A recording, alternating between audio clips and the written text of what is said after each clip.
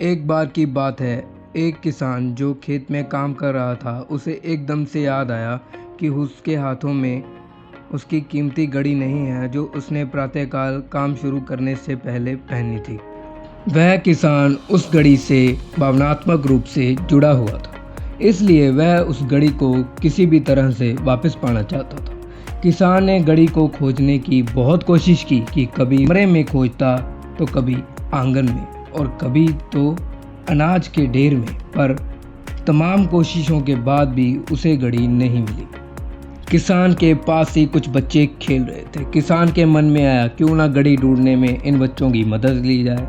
इसलिए किसान ने जोर की आवाज़ लगाकर उन बच्चों को कहा, अरे बच्चों, यहाँ आओ।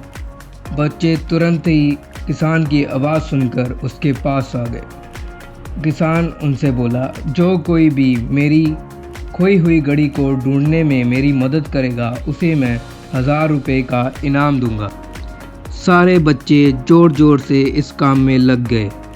वह हर जगह घड़ी को ढूंढते, कोई आगे ढूंढता तो कोई पीछे, कोई ऊपर ढूंढता तो कोई नीचे, तो कभी बिस्तर पर तो कभी गोदाम में, पर उन्हें घड़ी ढूंढने में नाकामयाबी हासिल हुई।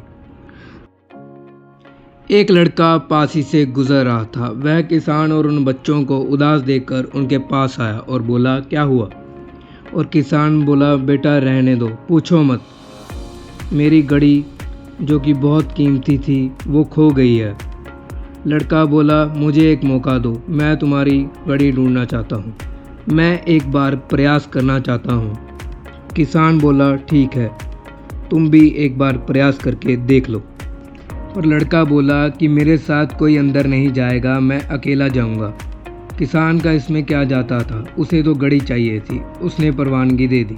वो लड़का एक एक करके घर के हर कोने की ओर जाने लगा। जब वह किसान के बेडरूम से बाहर आया और घड़ी दिखाई, उसके हाथ में घड़ी देखकर हर कोई हैरान था।